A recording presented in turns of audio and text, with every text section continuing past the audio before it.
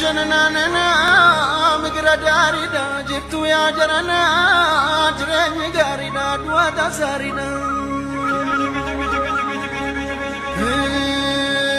jireenyi gaariidha duwata saariidha nawaasha waashuma kayyaan Taateewwan gurguddoo seenaa uummata Oromoo keessatti bakki guddaan itti kennamu keessaa tokko seenaa wareegamtoota Calanqoo calii isa tokko ture. Seenaan kun seenaa guddaa uummanni Oromoo keessattuu kan gara ba'aa jiru bittaa fi sirna garboonfataa mootota yeroo siin fudhadhu jedhe wareegama haga lubbuutti deemes itti kaffalee ta'uusaa seenaan nu gaaba. Lola Calanqoo kana keessatti immoo seenaa wareegamu gooticha Bakar Waaree guddaa yoo ta'u kanarraatiin ka'uunis seenaa wareegamni guddaa bilisumaaf itti kaffalame dhalootaaf dabarfamuun dhaloonni sirraa barachuu qaba jedhame siidaa yaadannoo Calanqoo Harargee ba'aa aanaa Calanqoo magaalaa Calanqootti akka ijaaramuuf yaadni isaa maddee hojiinsaas yeroo sana kan jalqabe. Bara 1988tti pirezidaantiin Itoophiyaa dhagaafasan Dr. Nagaasoo Gidaadaa ture. Mana kanatti asitti boolli qotamee manguddoon wanni jedhanii naannoo Oromiyaa akkuma aadaa baksaa ture. Maana baksaati. Taanaan pirezidaantii Oromiyaadhaa Assanalii ture.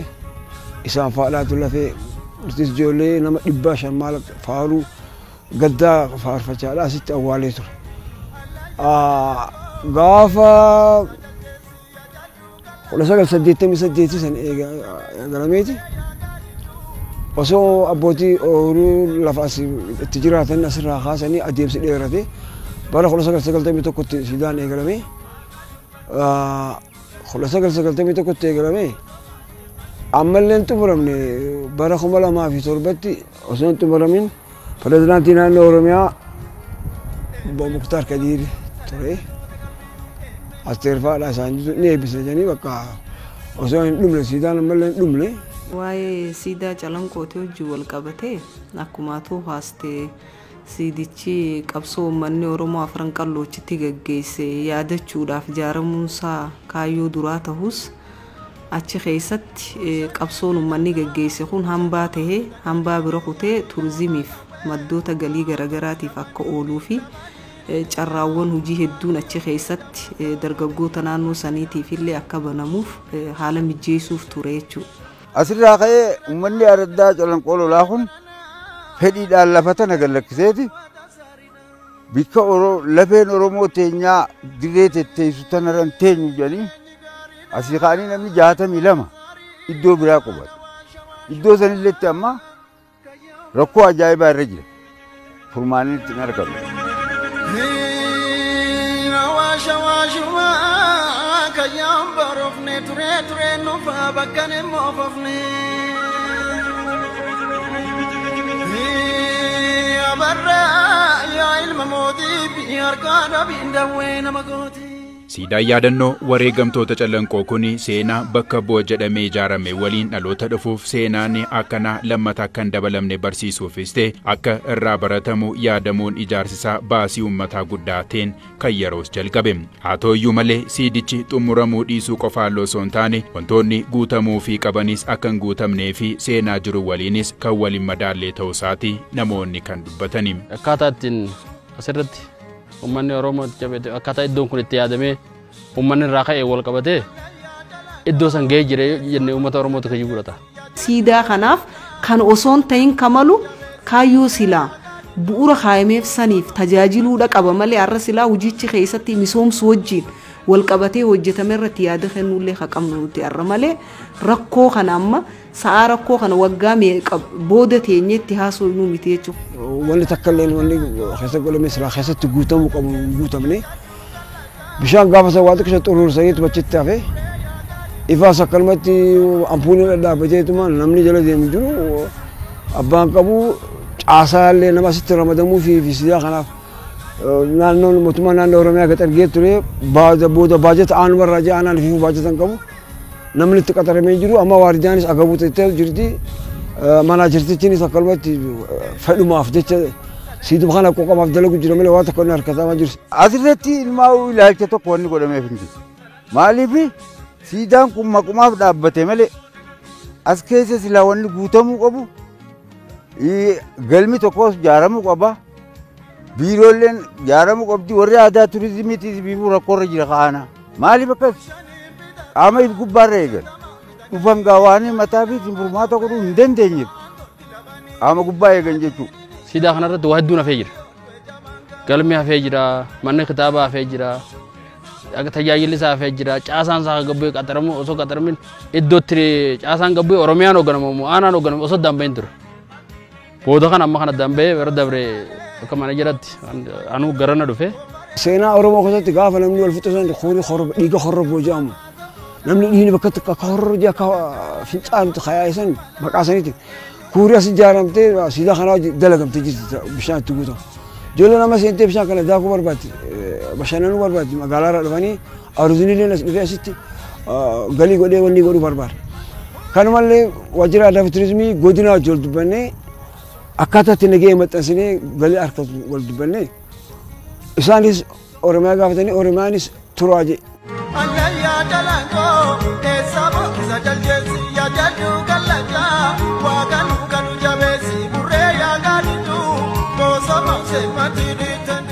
Giddugalli kun yookaan immoo siidaan wareegamtoota Calanqoo keessatti wantoonni argamanii wantoota hedduu of keessatti qabatu jedhameetu yeroo sanas waadaa seenamee kan jiru. Haa ta'uyyuu malee wantoonni nuti ogeessota aadaa fi turizimii, qorattoota seenaa fi aadaa akkasumas immoo qaamolee dhimmichi ilaallatu fi jaarsolii biyyaa irraatii arganne garuu siidichi siidaa seena qabeessa ta'us wantoonni isaaf barbaachisanii fi isaaf malanii inumaayyuu seenaa sana madaaluu danda'anii akka hin guutamnee fi akka walii hin ginneedha kan isaanii kaasaa jiran. Meeshaawwan giddugaloota yaadannoo wareegamtoota Calanqoo kana keessa silaa guutamuu qabani. Guutamuu hafuu qofaan osoo hin taane qaamni as jira jedhee maqaa isaallee kaasuu akka hin jiraannes jiraattootaa fi ogeessota aadaa fi turizimii biraatii koomiitiin kan inni ka'u. Kana qofaan osoo hin taane qaamni mootummaa sadarkaa naannootti jirullee dhimmichaaf xiyyeeffannoo akka hin kenninee fi abbummaa isaallee hamma gaaffii keessa galchuutti kan geesse akka ta'es kan isaan kaasanii. Bara dabre gamana dhufuun kiyya eegaan dhufe wanniin ajaa'ibaa isa meeshaan as keessatti guutamee hin jiru. Siidaan kun akkuma gartan kana osoo isaan jaaru jiru itti dhodhoo kan eegale. Duubaan kuttee mana lafeessa yoo laalte amma gara duubasaa wanni isaan diban irraa faca'ee jira dho'aan san ba'uu malee mana. Kun ifiifuu rakkoodhaa jechuudha. Bishaan amma dho'aa san inni seena diigamaatu dhufa. Waan barbaachisu akka guutamuuf haa godhu abbaa saniitu rafee malee abbaan gaasilaa mootummaa naannoo Oromiyaati. Mootummaa naannoo Oromiyaatis abbaa godheef jira aadaa fi turizimii biiroo aadaa fi turizimiiti biiroo aadaa fi turizimiitis waan keessa jiru hin beeknu.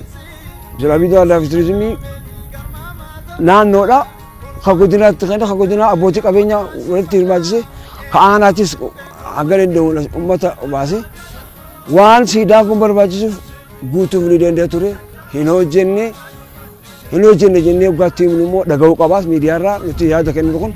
Yaada caljinee qilleensa irratti kenninu nutis nama isaanis nama nuti obboleeyyanii tokko wal dhaggeeffannee waan nuti jennu isaanis fudhatanii ati hin hojjenne hojjedhuu jechuu danda'u qaban jechaadha. Bakka biraallee akka dhageenyutti naannoo kana siidaa calii calanqoo jedha calanqoo lolaati. Amma pirezidaantiin naannoo Oromiyaa dheengaddaa as bira kuteeti karaa gadii kana dhaqee dukute ooluun laallee jechuudha. Maaliif isin tinnuti yoo mootummaan qoo qabaate jettu qaba. Amma dhugaadha amma isin dhuftanii duraan dursa akkana waata kan rakkoo jirtu kana nu gaafachuun galata guddaadha jechuudha. Siidaa kanaaf quuqama qabdan jennee laalan akkasitti. Ilmaa ummaa tanuma calanqoo lolaan nu fakkaattee siidaan tun waata Oromooti. Oromoo guutuudha immoo isin wanni dalteessu.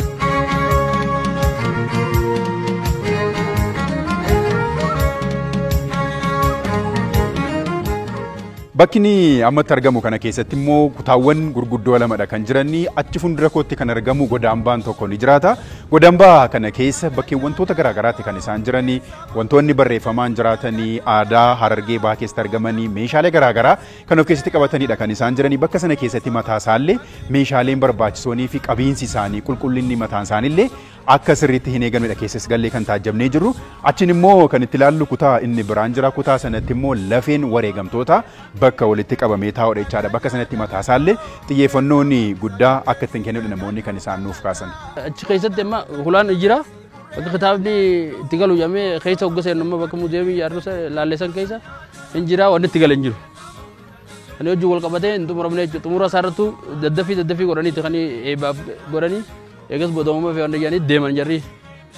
Eega nama bara kaanii kan wal harkaa fuudhinsa jedhanii dhufanii nulleen anis waajjira aadaa turizimii yeroo saniin dhufee irratti wal dinne hin qeeballuun jedhan hin qeeballuun jedhe itti gaafatamaan kan jira. Maal beenee maal qeeballaa maal xumuranii maal nu qeebalchiisu deemanii kanaaf warri godina taanaan wanti hafe kana hafe jedhanii fi haa qeebalanii. Anjirtu irratti turre warri godinaa ta'ee jirfanii wal harkaa fuudhinsa duraa gaggeessine jedhanii wanta godhan. Ragaaleen ogeessota aadaa fi tuurizimii aanaa Calanqoo fi waajjira aadaa fi tuurizimii godina Harargee Baarraatti arganne akka mul'isaniitti taanaan guutamuu dhabuu meeshaalee fi wantoota bu'uuraa ta'an irraattis wantoonni darbanii kan jiranii ta'uu isaaniiti. Haala addateen kutaalee giddu gallii fi siidaa yaadannoo wareegamtoota Calanqoo keessatti guutamuu qabani garuummoo hafaniin caalaatti hojiimti siidaa kanaallee waliigalaan rakkoo qulqullinaa qabaachuu isaati yeroo hundaa koomiitiin kan ka'u. Yeroo duraarraa eegalee rakkoon siidaa kana wajjin wal qabatu durarratti diizaayinii irraa ka'a. Diizaayinii wajjin wal qabatee waa hedduu of keessaa kan hammatee ture ka'umsarratti jechuu diizaayinicharratti. Gaafa diizaayinicha san qabatanii lafarra buusan garuu haala diizaayinii irra taa'ee saniin hojjechuu dhabuun rakkoo ijoo taheeti mul'atee jechuudha. Fakkeenya wajjin wal qabatee wantooleen diizaayinii irra taa'ee jiru kan amma gaafa ijaaramu of keessaa hin qabne waa hedduutu jira. Manneen kitaabaa, godaambaa mataasaa dandee, iddoo bishaan itti daakanii wajjin wal qabatee waa bal'aadha jechuudha. Galma waltajjii xixiqqaatiif fayyadu wajjin wal qabatee waa kanneen kana guuttatee ture. Garuu gaafa ijaaramu wannoonni kun irraa hafee ijaaramee jira. Saniis tahee kana diizaayinii silaa taa'ame saniin ijaaramuu dhabuus wannummaan amma silaa akka siidaatti ijaamee ijaarame kunu qulqullina hin qabu jechuudha. Qulqullina isaarra rakkoo guddaatu jira.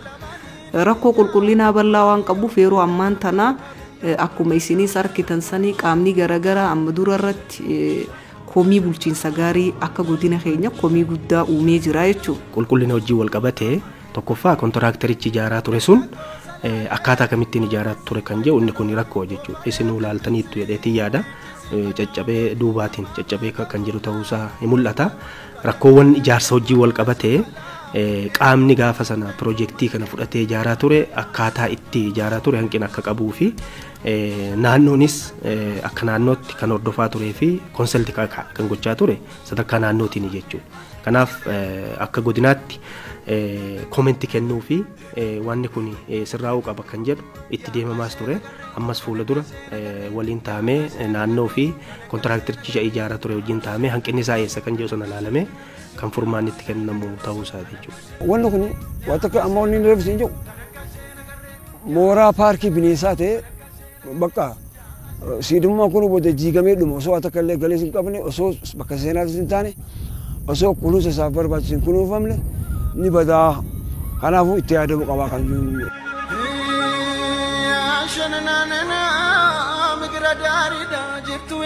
Seenaan wareegamtoota Calanqoo seenaa bilisummaa Oromoo fi bitamuu diduu abbootii irree sirna mootota jaarraa sana keessa turanii fi keessattuu diddaa gootota afran qallootiif mallattoo yaadannoo siidaa guddaa ta'uu isaatis kan dubbatamu. Amma seenaa isaa garuu wanti yaadamee fi xaamba'uu dhabuun isaa komii yeroo dheeraa jiraattota naannichaa tureera. Siidaa wareegamtoota Calanqoo kana hojii wal qabsiisee akkuma beekamu yaadannoo uummata qabsoo garaagaraa irratti yeroo sana sirna yeroo sanaa jiru fonqolchuudhaaf uummata naannoo sanatti wareegametti yaadachuudhaaf siidaan kun akka hojjetamu kallattii mootummaan kaa'ee baajannis mootummaan itti qabee kan hojjetaa ture ta'uusaa fi siidichi akka dhaabbatu kan godhame ta'uunsaa ni beekama jechuudha.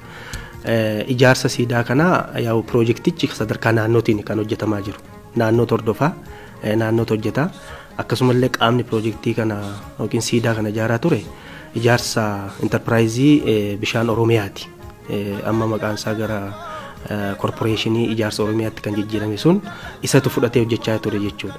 Kanaaf godinni yaa'u akka koree piroojeektiitti dhimmicha hordofaa turame haa ta'u garuuti siidichi ijaaramee jira.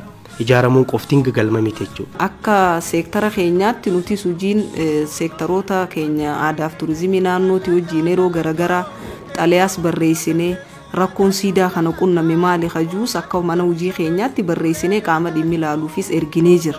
Miidiyoota garagaraatiis dhufee yaada ummataatis fudhatee gaggeessitoota na dura turanii wajjis yeroo garagaraa komiin kun ifaa turee jira jechuudha. Haa ta'u garuu ka'umsarraa innummaan jaaramee jiru kun ilaa hanga sa'a amma walii wajjin dubbachaa jiru kanatti wal harkaa qeebalinsi hin gaggeeffamne jechuudha hanga ammaatti. Kun ammoo daran siidichi kun galma silaa taa'eef san karaa guutuu ta'een akka hojiirra oolleef qaawwa guddaa kan uumaa jiru ta'uu isaati jechuudha kan laallee. Kanaaf irra deddeebi'ee hawaasni naannoo sanii komii kaasaa waltajjii gaafa yaamnu komii kaasanii uummanni bal'aan akka godinaa jiru komii kaasa waan ta'eef inni kun hatattamaan sirraa'uu qabaa jennee gizee garagaraattis akka maanaajmentii keenyaattis sadarkaa seektara naannoorra gaafa qorannaa dheeyinus komiin kun ka'aa jira jechuudha. Walharkaa fuudhinsa ayyaana dhaabaatti hojii wal qabatee kan eebba gaggeessan bara 2007 ayyaana dhaabaa asirratti bakka Oromiyaatti isa kanaaf hospitaala Calanqootti kan guyyaa sana eebbisanii walirra qabaniitu ayyaana dhaabaatiin jedhanii eebbisan jarritti jira. Oriisaadhaan wanta kana hunda fidanii sibiila kana hunda achi hidhanii oriisuma walitti hidhanii deeman jechuudha san ayyaanaaf jedhanii itti deebi'anii ammoo kallattii barbaadamaniin guutanii xumuruu irratti achumaanuu laaffisanii hafuutu jira.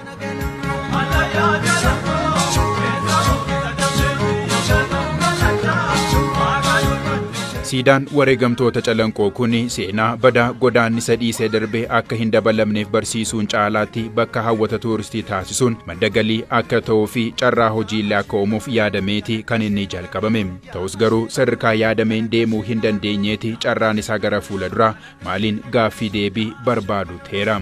Siidaa kana wajjin kan ijaarame kan aanoleeti. Aanoleen rakkoo kan Harargeerra qunname kana hin qabu jechuu bal'inaan. Sunirra wayyaadha. Haa ta'u garuu keenya irratti maal imma kan afran qalloo siidaa wareegamtoota kana wajjin wal qabatee rakkoon guddaan jiru. Enterprise bishaanii Oromiyaati kan fudhatee hojjechaa ture. Hojii parsantii olaanaa eegoo hojjetee xumure booda rakkoo bajataan noqunname jee dhiiseeti achi booda 2007 filannoo wajjin wal qabatee dafamee xumuramu komii hawaasaa bal'aas ta'ee waan tureef jechuudha achi dhaabbate.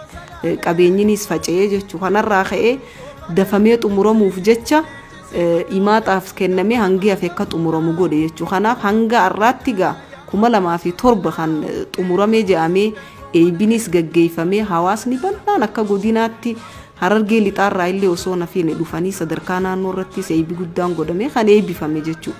Achii fi asidduu rakkoon kun furamuu hin dandeenye nus hin qaamni silaa qeebaluu qabus hin qeeballee rakkoon kun osoo walirraa qeebalinsi gaggeeffamin rakkoo isaa achi keessa jiru furuun baay'ee rakkisaadha jechuudha. Kanaaf qaamota dhimmi ilaalu wajjin yeroo adda addaattis mariin gaggeeffamee jira. Furmaanninis akkatti laatamu jaamee koree garagaraattis dhaabbatee gizee adda addaa dhufamee laalamee jira jechuudha. Kanaaf qaamni dhimmi ilaalulleen anammas miidiyaa kanarratti wanni dubbachuu barbaadu dhimmi siidaa Calanqoo kun dhimma keenya jennee nus akka seektara keenyaatti jechuun wajjin wal qabata.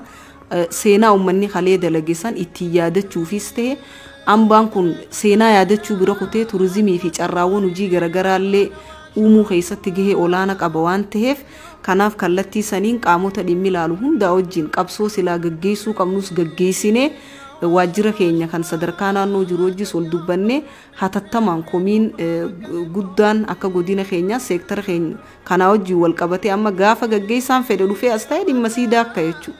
Kanaaf wal dubbannee hatattamaan gaaffiin uummataa kun deebuu qaba hajuun qaba akka hoggansa tokko. Achi keessatti carraa hojii uumuun murteessaadha. Galiin akka argamu iddoo hawwata turizimii akka ta'u gochuun barbaachisaa jechuudha. Sadarkaa godinaatti isa kana kan godhamaa ture biqiltuuwwan garaagaraa achi keessatti akka dhaabbatuu fi wantoonni naannoo sana hawwachiisan kan jedhu hojiin hojjetamaa ture jira. Garuu amma rakkoo uumee jira kan jedhu sana yaadni kaaftanii sirriidha. Kanaaf tokkoffaa walirraa qeebalchiin hin taasifamne jechuudha. Walirraa qeebalchiin hin taasifamne. Kanaaf enterpiraayizichis akkaataa akkamitti akka hojjetee jiru nutis kan ilaalaa jiru jira. Isa kanaaf yaa'u akka godinaattis meeshaaleen garaagaraa akka guutamuu qabanii fi fuula dura maal ta'uu qaba kan jedhu akka godinaattis wantoonni sadarkaa godinaatti sadarkaa aanaatti hojjetamu jira jechuudha. Sadarkaa aanaatti bishaan galchuu kun humna aanaatiin iddootti deemamee jira. Guutuutti immoo xumuramee hojii silaa barbaadamuuf ooleeraan jedhu inni kun kan xiyyeeffannoo fuula duraa itti kenname qaamni hundumtuu kan sadarkaa godinaas sadarkaa naannoos hojii kana xiyyeeffannoodhaan fuula dura kan itti hojjetamu ta'uu isaati jechuudha.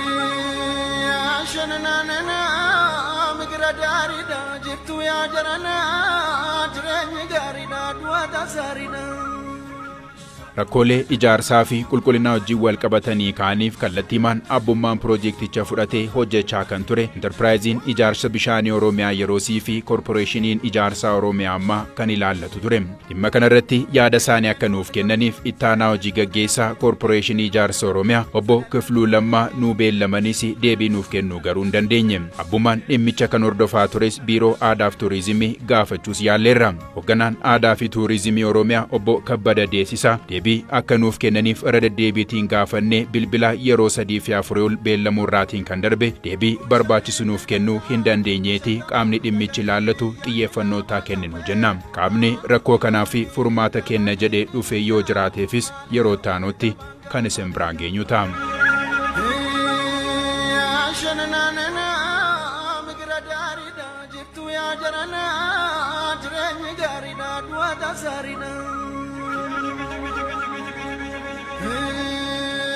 Jireenyi gaariidha.